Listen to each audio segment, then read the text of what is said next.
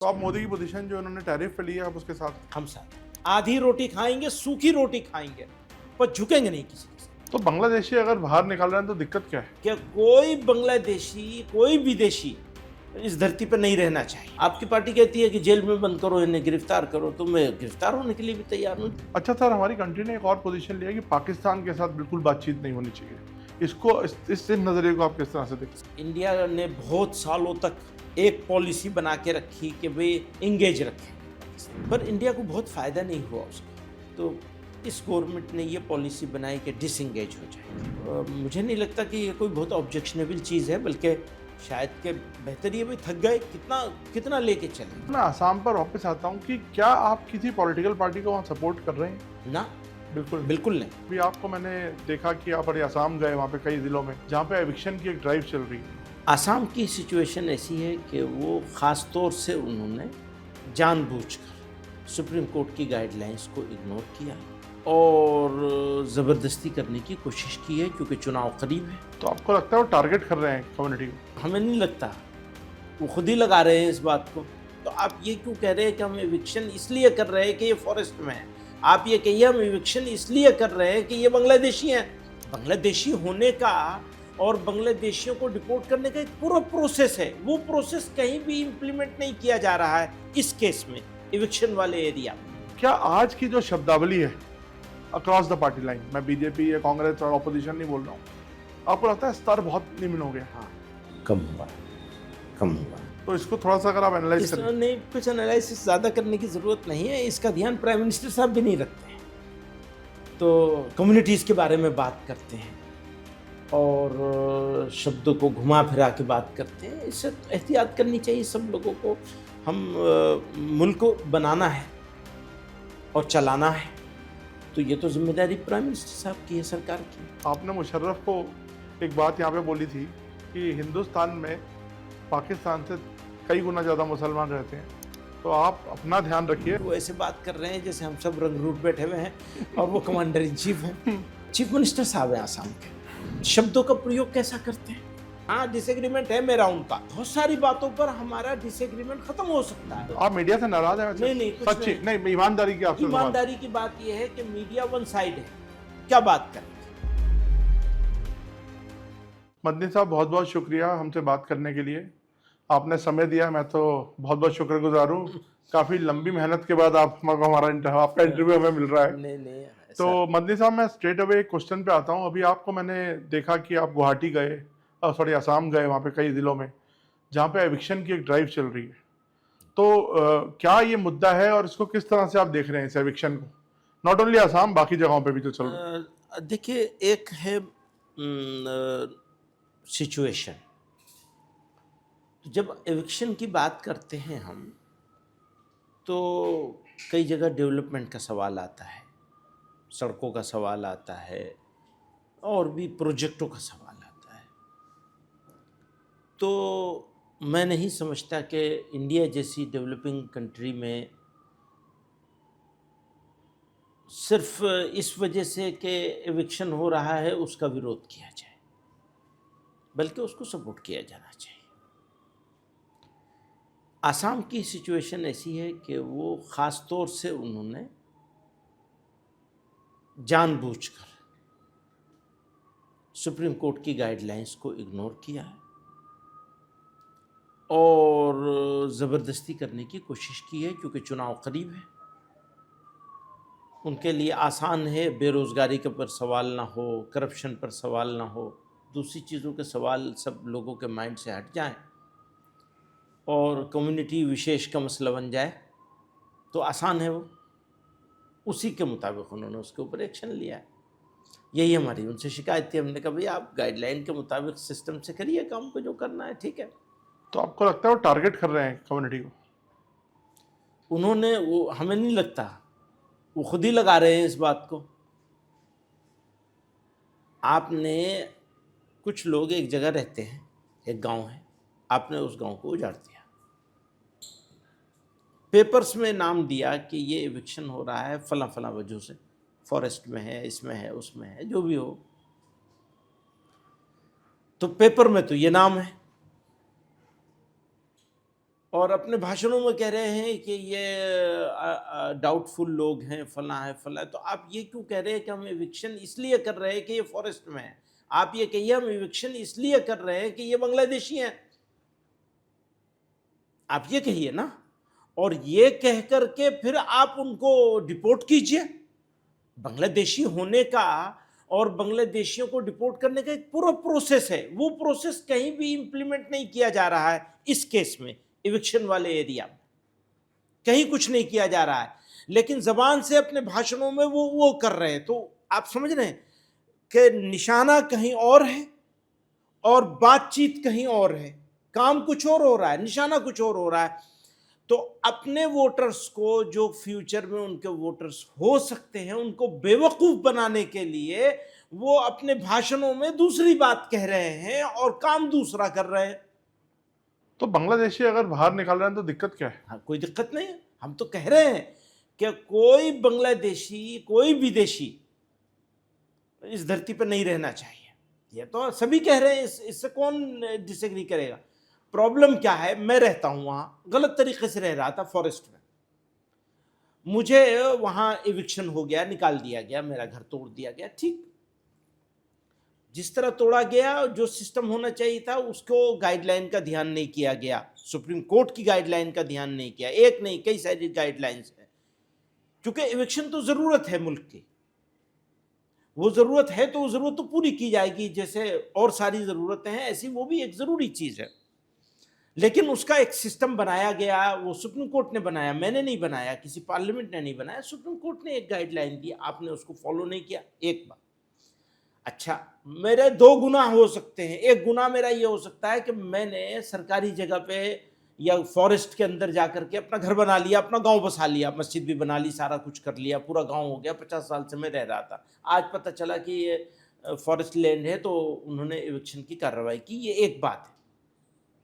दूसरा एक है कि मैं इंडिया का सिटीजन तो हूँ ही, इस गलत काम करने की वजह से या 50 साल से वहां रहने की वजह से आप मुझे बांग्लादेशी तो नहीं कह सकते। उनका आप बगैर डायरेक्ट कहे हुए इनडायरेक्ट वे में, क्योंकि वो हर मुसलमान को बांग्लादेशी साबित करने पे तुले हुए हैं। जैसे मेरे ही बारे में कह दिया उन्होंने कि मुझे मिल जाएंगे तो मैं उन्हें बांग्लादेश भेज दूंगा उसे। तो मुझे बांग्लादेश भेज देने की बात कर रहे हैं वो, तो इसी से उनकी मेंटेलिटी पता चलती है ना। ये तो बहुत सेंसिटिव चीज होती है ना। हम भारतीय नागरिक हैं, मेरे बाप दादा ने यहाँ कुर्बानियां दी हैं, जेलों को आबाद किया है, आप कह रहे हैं हम बांग्लादेश भेज देंगे। तो वो मुझे नहीं कह रहे, दरअसल वो सब मुसलमानों को कह रहे हैं। तो आपत्ति इसके ऊपर है। मुझे ज्यादा दुख इस बात का है कि वो एक मैं वहाँ भी ये बात कही, मैंने गुवाहाटी में जब मीडिया वालों से बात कर रहा था तो मैंने उनको ये बात कही वहाँ कि भाई आप मुझे भेजना चाहते हैं, मैं जाने के लिए आपके पास आ गया हूँ, मिल गया हूँ, मुझे भेज दीजिए आप। अच्छा, आपकी पार्टी कहती है कि जेल में बंद करो, इन्हें गिरफ्तार करो, तो मैं गिरफ्तार होने के लिए भी तैयार हूँ, जो चाहे आप कर ले, मैं हूँ मौजूद यहाँ आपके पास।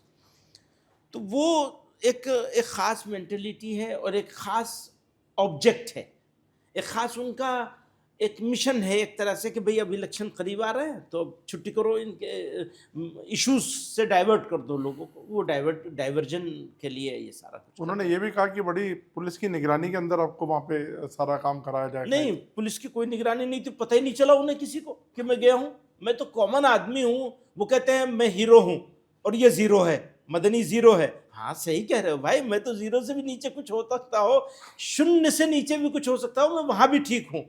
पर आप तो हीरो है ना। आपको, अब मैं कॉमन आदमी गया वहां जाकर के, जब मैंने बताया तब पता चला उनको कि मैं आया हूँ। बट ओवरऑल जो गवर्नमेंट की नीति है एविक्शन की, उससे आपको कोई तकलीफ नहीं है, लेकिन ये जो टारगेटिंग है आपको लगता है ये गलत है? मोटे तौर पर हम यही बात कहना चाहते हैं कि ये टारगेट किया जाना और गाइडलाइंस को फॉलो नहीं करना, ये मोस्ट ऑब्जेक्शनेबल चीज है। सर, अब हम आते हैं वक्फ। आपका एक बड़ी लड़ाई चल रही है सरकार से भी और सिस्टम से, तो इस पर आपका क्या बात पहुंची है और क्या इसका भी इस समय क्या करंट सिचुएशन? देखिए, वक्फ के बारे में हमारी सरकार ये कहती है कि हमने ये वक्फ को बचाने के लिए किया है और वक्फ को वो ख़राब होने से रोकने के लिए किया है, वक्फ में जो गड़बड़ चल रही थी उससे रोकने के लिए किया है, सरकार ये कहती है। अब अगर हम इससे एग्री करें कि सरकार का ये कहना सही है, तो वक्फ के अमेंडमेंट में जो उन्होंने नए अमेंडमेंट जो कुछ लाए हैं, उससे तो साफ ये पता चल रहा है कि बजाय फ़ायदा करने के नुकसान कर रहे हैं। अब उन्होंने तो बना लिया तो हम क्या कर सकते? आपसे कंसल्ट तो किया होगा? नहीं किया ना, किसी से कंसल्ट नहीं किया। वो जो कमेटी थी, उस कमेटी के सामने जो जाकर के हम लोगों ने जितने पॉइंट्स दिए थे, उनमें से किसी एक को भी कंसीडर नहीं किया, ना उस कमेटी ने, ना सरकार ने। सरकार को तो जरूरत ही नहीं है। सरकार तो आपसे सलाह लेती रहती है, हमें पता चला। सरकार तो मेजोरिटेरियन एटीट्यूड के साथ चल रही है। हमारी मेजोरिटी, हम जो चाहेंगे कर लेंगे और जो चाहेंगे कानून बना लेंगे। मेजोरिटी है कहाँ? लेकिन जितनी भी है, जैसी भी है, कानून बनाने भर की तो है ना। पार्लियामेंट में तो जो जैसे अपोजिशन ने तो अपोज किया ही है उसको। लेकिन आपको लगता नहीं ऑपोजिशन भी कोई एक म्यूटेड ऑपोजिशन है? उस तरह से जो भूमिका उनको निभानी चाहिए थी नहीं निभाई। आपने शायद कहीं बोला भी था। ऑफ कोर्स, ये तो हम पिछले 10 साल से इस बात को कह रहे हैं कि अब डेमोक्रेसी के लिए ये खराब बात है कि अपोजिशन को जैसा रोल होना चाहिए वो रोल अपोजिशन। बट अपोजिशन मुसलमानों की बात करती है, उसको आप किस तरह से देखते हैं? देखिए, मुसलमानों का इशू अपोजिशन क्यों उठाएगी? सरकार क्यों नहीं समझेगी इसको? नहीं, हमारी सरकार है। मैं एक बात बोल रहा हूँ कि ऐसा एक प्रोजेक्शन है कि ऑपोजिशन मुसलमानों की बात करती है, सरकार मुसलमानों के हित की बात नहीं देखती। ऐसा एक नहीं, मैं इसको दूसरी तरह देखता हूँ जी। मैं इसको एक तो एक मुसलमान और अदर्स के होना नहीं चाहिए, होना नहीं होना चाहिए। हाँ, डिवाइड भी नहीं करता हूँ मैं तो ये कहता हूँ कि हमारी सरकार है, सरकार बन गई तो हमारी सरकार है। yes. मुसलमानों की भी सरकार है। yes. और मुसलमानों के जो इश्यूज हैं उनको पॉलिटिक्स से ऊपर उठकर, इलेक्शन के वक्त के लिए आप पॉलिटिक्स छोड़ दीजिए, जो कहना कहिए और करिए, लेकिन जनरल हालात में तो आपको सबके इश्यूज को सबके। बट वो तो कहते हैं कि हम लोग तो सारी जो गवर्नमेंट की बेनिफिशियरी पॉलिसीज हैं वो सब मुसलमानों तक भी पहुंच रही हैं, उसके बेनिफिशियरीज हैं। सरकार तो ये कहती है। हाँ, कह रही होगी, सरकार के पास डेटा भी होगा इसके कहने का, लेकिन अभी आपने जहाँ से शुरू किया औकाफ से, तो हमारा मुद्दा यही है कि आप कह रहे हैं हम औकाफ को बचाने के लिए कर रहे हैं, औकाफ की भलाई के लिए कर रहे हैं, और काम बुराई वाला कर रहे हैं। तो कैसे, मतलब इसको कैसे हम बट आप मुझे बताइए, लेकिन एक जैसे बात थी कि वो कह रहे हैं कि वक्फ पे सारे जो अमीर मुसलमान हैं, जो एलीट हैं, उन लोगों ने कब्जा किया हुआ है ज़मीनों पे, और अगर हम ये लाते हैं तो देखिए कोई आउटरीच भी नहीं हुआ पब्लिक में, उस तरह का कोई आउटरीच नहीं हुआ। अगर गरीब आदमी नहीं, लेकिन अगर गरीब आदमी, पब्लिक का आउटरीच, मिलियन लोगों ने इसके ऊपर अपने जुलूस निकाले हैं, प्रोटेस्ट किए हैं, तो और क्या तरीका होगा आउटरीच का? आउटरीच का मतलब आप समझते हैं कि दुकानें जलाई जाने लगे? नहीं, ये तो बुरी बात होगी ना, वो कैसा आउटरीच होगा? लेकिन कम्युनिटी ने अपना एक्सप्रेस किया है, बिल्कुल पूरी ताकत के साथ किया है, जो डेमोक्रेटिक तरीके जितने हो सकते हैं उसको। तो अभी क्या करंट स्टेटस क्या है इसका कानून? अब तो वो कुछ कोर्ट में चल रहा है, देखिए क्या होता है। आप लोग भी लड़ाई लड़ रहे हैं कानूनी इस पे? लड़नी ही पड़ेगी, क्या करें। सर अब आते हैं ऑपरेशन सिंदूर पे। मैंने कुछ आपके वेब में रिसर्च करा था, पढ़ा, तो आपने सपोर्ट किया कि सरकार का जो पोजीशन था, और मैं तो आपको इनफैक्ट तब से देख रहा हूँ जब आपने मुशर्रफ को यहाँ पर बोला था कि भाई माइंड योर ओन बिजनेस। तो आपने किस तरह से देखा इस ऑपरेशन सिंदूर को? क्योंकि आपसे लंबे दौर बाद बात हो रही है, ये अभी आज का टॉपिक नहीं है, बट मैं इसका जो ऑपरेशन सिंदूर में क्या क्या हुआ, क्या हमने चाहा था अचीव करना, वो हुआ या नहीं हुआ, ये एक सब्जेक्ट है। अगर हुआ तो कितना हुआ, कितना रह गया, ये दूसरा सब्जेक्ट है। तीसरी बात है कि आपने अचानक से बंद कर दिया, क्यों बंद कर दिया? वो अचीव हो गया था तब बंद किया? ये सारे सवाल हैं बात के।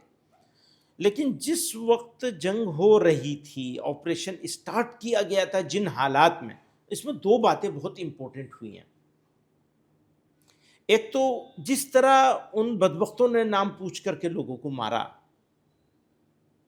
मैं इस देश की जनता को, अपने देशवासियों को, अपने साथियों को, वो जिनको मैं हिंदू मुसलमान में बांटना नहीं चाहता हूँ, उनको कितना शुक्रिया अदा करें कम है कि उन्होंने पेशेंस रखा। सही बात है, ये कोई और मुल्क होता तो पता नहीं क्या क्या हंगामे होते। ये भारत की खूबसूरती है। हमारे बुजुर्गों ने भारत को चूज़ किया था, इंडिया में रहना चूज़ किया था। वो लोग इस्लामिक स्टेट की बात कर रहे थे, उनको रिजेक्ट किया था कि वो झूठ बोल रहे हैं, और इंडिया को चूज़ किया था। ये खूबसूरती है इंडिया की। अभी भी जैसे आप कह रहे थे कि इस्लामोफोबिया बहुत हो गया है या हो सकता है, इस सब के बावजूद उस शर्मनाक हादसे को फेल करने में सबसे बड़ा रोल जो था वो इस देश की सिविल सोसाइटी का था, आम नागरिकों का था, कि उन्होंने इसको पहचाना, समझा कि ये दरअसल इस मुल्क में बसने वाले और रहने वाले कम्युनिटीज़ को, समुदायों को लड़ाने की साजिश है। उस साजिश को फेल किया। एक ये बहुत ही बड़ा काम हुआ। ये ऑपरेशन सिंदूर से भी बड़ा काम हुआ। फिर उसके बाद जब ऑपरेशन सिंदूर का फैसला ऑपरेशन गवर्नमेंट ने किया, तो जो लोग गवर्नमेंट को हमेशा क्रिटिसाइज़ करते हैं, जिनका अच्छे काम पे भी क्रिटिसाइज़ करना ड्यूटी होता है, जिनको हम कह रहे थे कि अभी रोल नहीं प्ले किया, उन्होंने भी सबने सपोर्ट किया। तो हमारी तो ड्यूटी है ये कि हम साथ खड़े होंगे अपनी सेनाओं के। तो बस वही था, उतना ही है वो बात। मंदिर जी, मैंने आपका कहीं पे एक बयान पढ़ा था कि आप कहते हैं कि हमारी किसी से कोई दुश्मनी नहीं है, ना आरएसएस से, ना बीजेपी से, ना सरकार से। हम आरएसएस के साथ भी काम करने को तैयार हैं। हाँ। तो अभी आपने जैसे जिस तरह से आरएसएस का भी कुछ आउटरीच बढ़ा है हाल में टुवर्ड्स मुस्लिम, तो किस तरह से इसको देखा जाए? अच्छा है, मतलब इसको बहुत सारे इफ इन बट हैं इसमें अभी भी, तो लेकिन थोड़ा सा इसको अगर तफसील से बताएंगे, because people want to know the view. देखिए, आप जो लोग जो सुनना चाहते हैं और जो मैं कहना चाहता हूँ उसमें कुछ फ़र्क नहीं है। राइट। एक मेरा पर्सनल व्यू नहीं है, बल्कि ऑर्गेनाइजेशन की जो सबसे बड़ी हमारा प्रोग्राम होता है 2023 में हुआ था, वो रामलीला ग्राउंड में। जी। अभी भी हम करने वाले हैं वो, फिर अक्टूबर नवंबर में फिर करने वाले हैं। तो उस मौके पर हमने रेजोल्यूशन पास किया था, ये कहा था इंगेज होना चाहिए। डिफरेंसेस हैं, उन डिफरेंसेस को मिनिमाइज करने का तरीका डायलॉग के सिवा कुछ नहीं है। जो तरीके से सरसंघ चालक बीच में उन्होंने ज्ञानवापी वाले इशू पर भी एक बात कही थी, वो सराहनीय थी। दूसरी बात, अभी भी उन्होंने कुछ कही हैं, उनमें कई बातें ऐसी हैं जिनके ऊपर हम लोग डिस्कस कर सकते हैं, हम लोग अपना आर्गुमेंट रख सकते हैं, कह सकते हैं कि हम इससे एग्री नहीं करते हैं, ये सारी बातें हैं। लेकिन इसके साथ साथ जो उनका ये कोशिश है उसको सराहा जाना चाहिए, डिफरेंसेस के बावजूद। और ये कि कोई भी मौका, अपॉर्चुनिटी मिले मुसलमानों के किसी भी ग्रुप को, हमको मिले, किसी और को मिले, किसी और को मिले, वो किसी को भी चूज करें, क्योंकि ये तो उनकी चॉइस होगी कि वो किसके साथ बैठना पसंद करेंगे। किसी के साथ भी करें, हम उसको सपोर्ट करते हैं। बैठने को, बातचीत करने को पूरी ताकत के साथ सपोर्ट करते हैं, वेलकम करना चाहते हैं। और डिफरेंसेस तो होते हैं, वो रहेंगे और उनमें कुछ कम हो जाएंगे ज़रूर। अगर बैठेंगे तो कई चीज़ों पर सहमति ज़रूर बन जाएगी, तो वो इस देश के लिए, मुल्क के लिए, लोगों के लिए अच्छी चीज़। सर, मैं आसाम पर वापस आता हूँ कि क्या आप किसी पॉलिटिकल पार्टी को वहाँ सपोर्ट कर रहे हैं? ना, बिल्कुल बिल्कुल नहीं। तो कोई फोटोज जैसे कुछ सर्कुलेट होती हैं कि कोई मतलब जमात से लोग मिलने आए, कांग्रेस के या किसी के? ना, ऐसा कुछ नहीं, कोई ऐसा आपका कुछ नहीं है।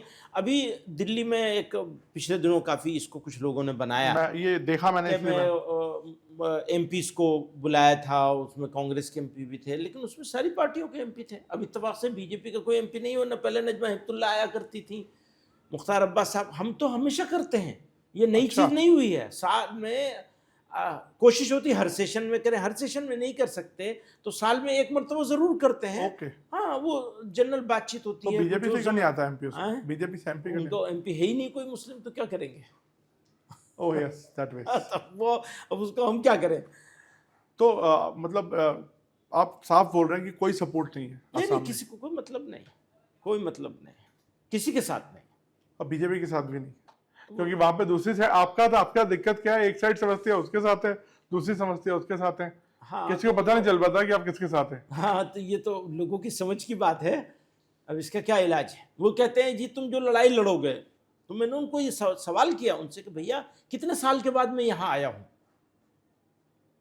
तो ऐसा तो नहीं है कि अगर मैं पॉलिटिक्स करने लगूं तो मुद्दे नहीं है वहां, मुद्दे तो बहुत सारे हैं, लेकिन मैं तो पॉलिटिक्स नहीं करता हूं, इसलिए जाता भी नहीं हूं, जाता भी हूं तो बस गया, कुछ प्रोग्राम किए अपने, वापस चले आए। मीडिया के साथ तो कभी 10 साल में पहली मर्तबा मीडिया से मैंने बात करी है वहां।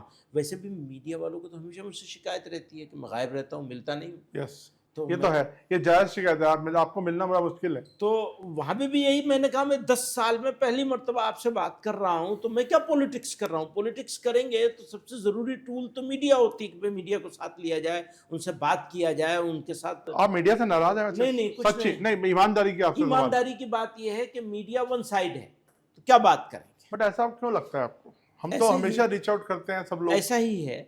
आपकी बात नहीं है, मतलब आप पर्सनल मत नहीं, लीजिए, आप पर्सनली हमारे दोस्त हैं। मैं एक ओवरऑल बात कर रहा हूँ। हाँ, तो पर्सनल कुछ नहीं है, ओवरऑल बात यह है कि मीडिया एक खास नैरेटिव सेट कर रहा है मीडिया ने, और उस नैरेटिव को चला रही है।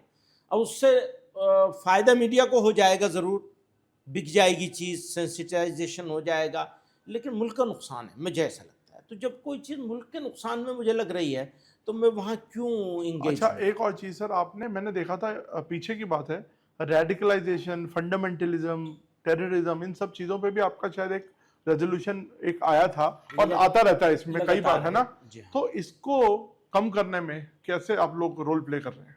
ये बहुत जरूरी है ये जानना। वन साइडेड नहीं होगा। नहीं, मैं समझ रहा हूँ, तो इसका आपका गेम प्लान क्या है? क्या? हमारा कोई गेम प्लान नहीं, हमारा बात अपनी बात कहना है। जी हम सबसे ये बात कहते हैं, सरकार से भी ये कहना चाहते हैं कि इलेक्शन जीतने के लिए जो करना ज़रूरी हो वो कर लें, लेकिन जब इलेक्शन नहीं हो तब तो कम से कम इंसाफ की बात करें।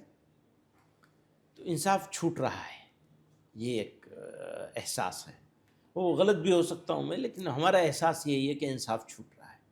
बट आपने जैसे भी कहा कि एक रीच आउट की कोशिश हो रही है आरएसएस की तरफ से भी, और इसको आप वेलकम करते हैं, हाँ बिल्कुल। तो इसमें कुछ आगे बात बढ़ रही है आप लोगों की तरफ से भी कुछ अब नहीं, आगे? वो तो जैसे उन्होंने मैंने कहा ये कि बात कही। हर मंदिर ढूंढने की जरूरत नहीं है हर जगह पे, उन्होंने बोला भी एक बयान में, और ये बोला कि मथुरा काशी पे भी अब एक बड़ा दिल दिखा के काम करना चाहिए। इस पर कुछ बातचीत आप लोगों की मुज़ाकरात नहीं, हो रही है? मैंने जैसे कि मैंने कहा कि ये फैसला तो मैं नहीं करूंगा कि आप कौन बात करेगा कौन नहीं करेगा, कौन किसके साथ लेकिन होनी engage चाहिए। होंगे। जिसके साथ भी हों हम सपोर्ट करते हैं, बातचीत के लिए तो बिल्कुल सपोर्ट करते हैं। अच्छा सर, हमारी कंट्री ने एक और पोजीशन लिया है कि पाकिस्तान के साथ बिल्कुल बातचीत नहीं होनी चाहिए। इसको इस नजरिए को आप किस तरह से देखते असल में मैं स्पेशलिस्ट नहीं हूँ हैं फॉरेन अफेयर्स? फॉरेन अफेयर्स का। लेकिन सर आपका वॉइस मैटर करता है, क्योंकि देवबंद का इन्फ्लुएंस, आपने कई कॉन्फ्रेंसेस करी हैं तो उधर से भी लोग आते हैं कई बार। हाँ वो ठीक है। उधर के पार्लियामेंटेरियंस इनफैक्ट आए थे एक बार जब मैंने कवर किया था। जी हाँ, तो वो है सब। अब हमारे देश को उसकी जब भी ज़रूरत होगी तो हमारी तरफ से उसको अवेलेबल होगा इंशाल्लाह, जो भी हो सकेगा। लेकिन ये कि मैं इस बारे में बहुत राय नहीं दे सकता, क्योंकि वहाँ पे भी एक ताकत नहीं है। ताकत असल डेमोक्रेटिक फोर्सेस के हाथ में नहीं है। कहने को डेमोक्रेसी है, फैसले पीछे से होते हैं पर्दे के।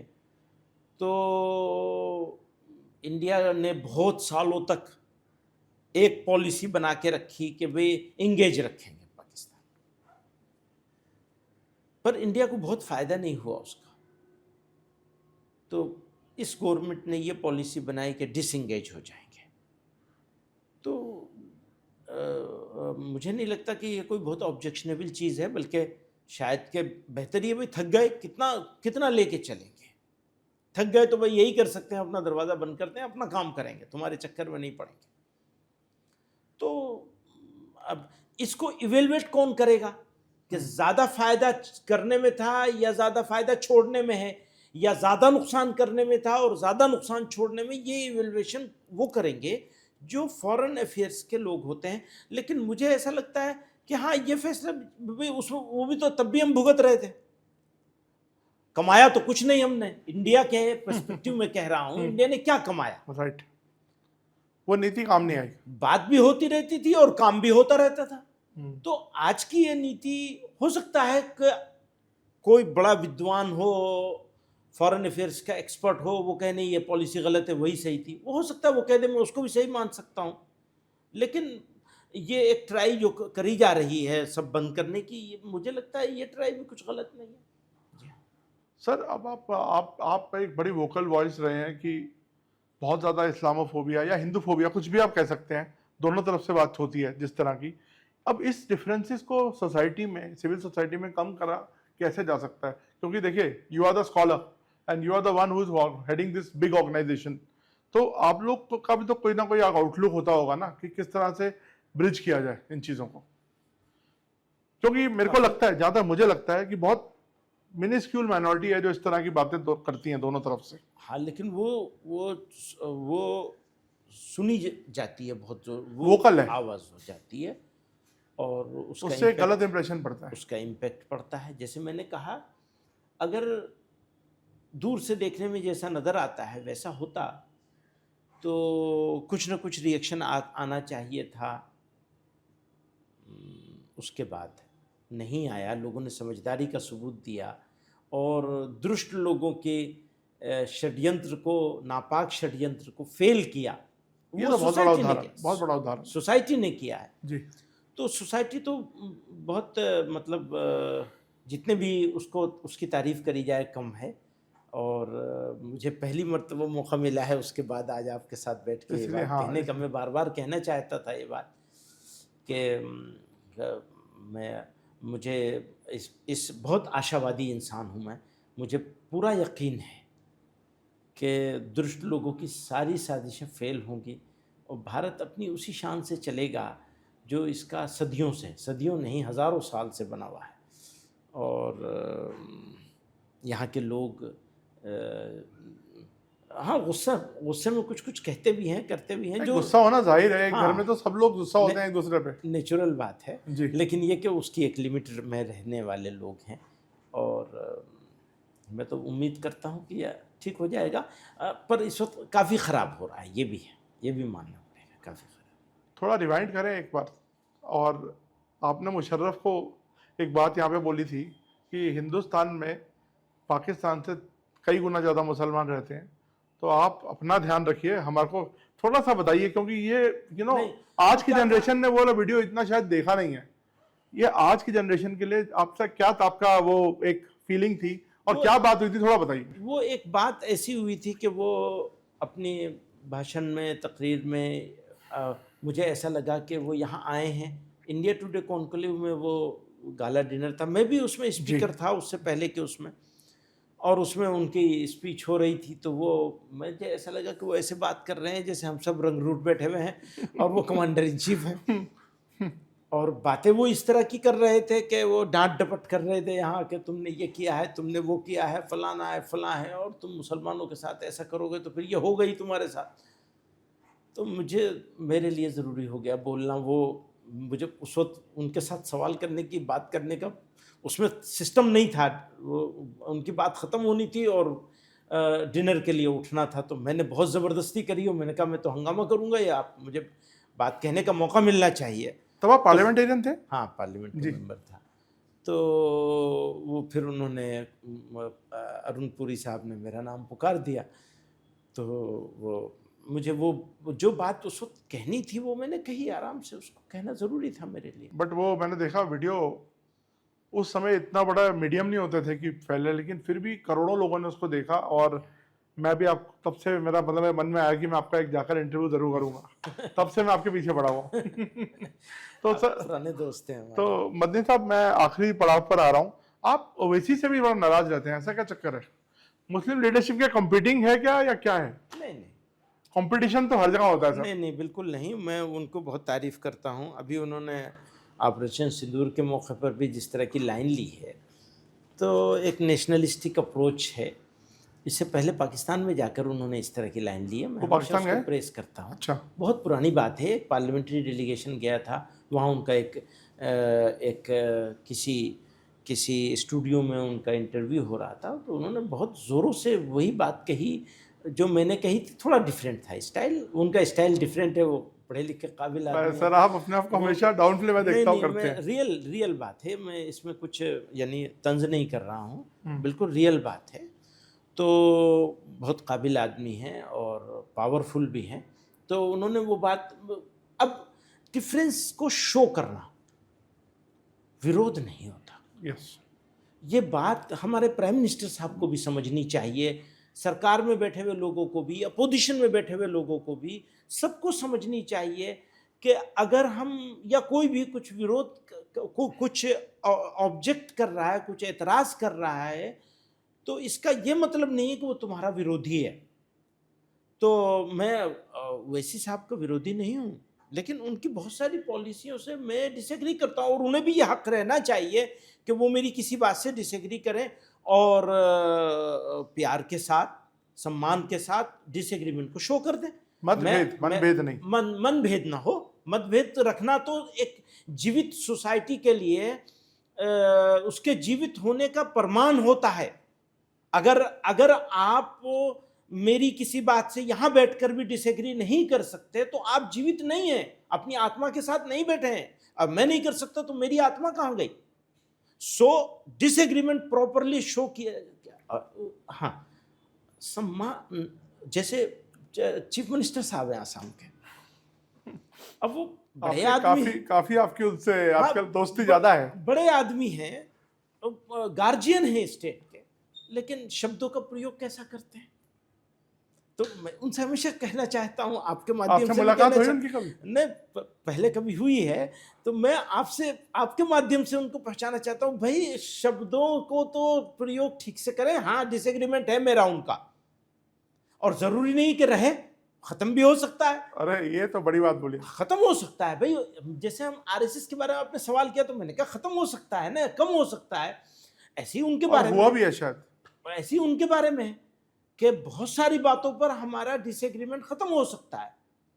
और लेकिन आप जब शब्दों का प्रयोग गाली की तरह करें, बिलो द बेल्ट कुछ नहीं होना चाहिए। हाँ, तो आज मैं इसी सवाल पे दोबारा आता हूँ सर।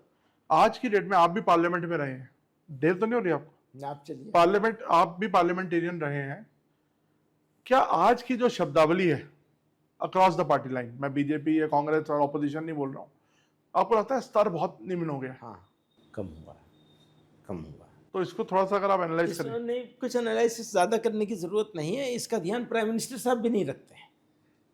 तो कम्युनिटीज़ के बारे में बात करते हैं और शब्दों को घुमा फिरा के बात करते हैं, इससे तो एहतियात करनी चाहिए सब लोगों को। हम मुल्क को बनाना है और चलाना है, तो ये तो जिम्मेदारी प्राइम मिनिस्टर साहब की है, सरकार की है। सर आप इस देश के एक इम्पॉर्टेंट स्टेक होल्डर हैं, ठीक है, एक इम्पॉर्टेंट पोजीशन पे बैठे हैं। मैं ये जानना चाहता हूँ कि जो सिक्योरिटी पॉलिसी है इस गवर्नमेंट की और पिछली गवर्नमेंट की, इसमें आप कुछ फर्क देख रहे हैं? और आपको क्या लगता है कि ये एक अच्छा था, अब हमारा जो एक बेस है वो स्ट्रांग हुआ है पहले से? हाँ, यकीनन स्ट्रॉन्ग हुआ है, इसमें कोई शुबा नहीं, कोई डाउट नहीं है, पहले से स्ट्रॉन्ग हुआ है, बिल्कुल पहले से बेटर भी हुआ है, स्ट्रॉन्ग भी हुआ है, बिल्कुल ये मानना पड़ेगा। जी हाँ। तो किस आधार पे आपकी ये, थोड़ा सा अगर आप समझाएं तो। देखिए, वही बात कि मैं सिक्योरिटी एक्सपर्ट नहीं हूँ, नहीं लेकिन दूर आप से बैठ के देख रहा हूँ। आप करिए, लेकिन एक बात है, आप काफी, आपने आपसे कंसल्टेशन भी चीजों को लेके होता है, हमें पता है, और आप काफी स्टेक होल्डर रहे हैं मैं चीजों दूर से बैठ के देख रहा हूँ, में। और मुझे ऐसा लगता है कि लॉ इन्फोर्सिंग एजेंसीज में प्रोफेशनलिज्म बढ़ा है, और मोटे तौर पर हम ये देखेंगे तो ओवरऑल अगर देखेंगे पूरा, कहीं कहीं कोई शिकायत कोई निकाल लाएगा कि नहीं आप गलत कह रहे हैं, फला जगह ऐसा हुआ, हाँ हुआ है, बहुत जगह पे हुआ है। लेकिन जब हम पिछले 10 साल और उससे पिछले 10 सालों को देखेंगे तो ज़मीन आसमान का फ़र्क है, बिल्कुल ज़मीन आसमान का क्लियर फ़र्क है। अब उसकी बहुत डिटेल में मैं जाऊंगा तो आपका भी टाइम ख़राब होगा, मेरा भी ख़राब होगा, लेकिन ये मोटे तौर पर मैं ये बात माननी पड़ेगी कि प्रोफेशनलिज्म भी बढ़ा है, और काम के तरीके में बेहतरी आई है, और मज़ीद बेहतरी की ज़रूरत है, वो होनी चाहिए। वो हमेशा अच्छा से अच्छा करने की ज़रूरत तो रहती है। तो बट आपको लगता है इस सरकार को थोड़ा और इंक्लूसिव होने की जरूरत है? हाँ, ये सही, इंक्लूसिव होने की ज़रूरत है। इंक्लूसिवनेस जैसे सबका साथ सबका विकास जो एक वो है, लॉ इन्फोर्सिंग एजेंसीज के काम को अगर इंक्लूसिवनेस बढ़ेगी तो उनका काम और आसान हो जाएगा। वो इंक्लूसिवनेस बढ़नी चाहिए। जैसे मैं कह रहा हूँ, हमारी सरकार है, हमारे प्राइम मिनिस्टर है, ऐसे ही सरकार को भी एटीट्यूड रखना आप बाहर विदेशों में जाते हैं, जब आपका इंटरेक्शन लोगों से होता है, तो क्या बाहर आप कभी काउंटर करते हैं, जैसे आपने मुशर्रफ को किया था कि Of हम, course. तो क्या कभी थोड़ा बताएं एक आध वाकया कि कभी ऐसा कुछ हुआ हो और आपने बताया कि नहीं ऐसा नहीं है, भारत में एक गलत पिक्चर प्रेजेंट की जा रही है?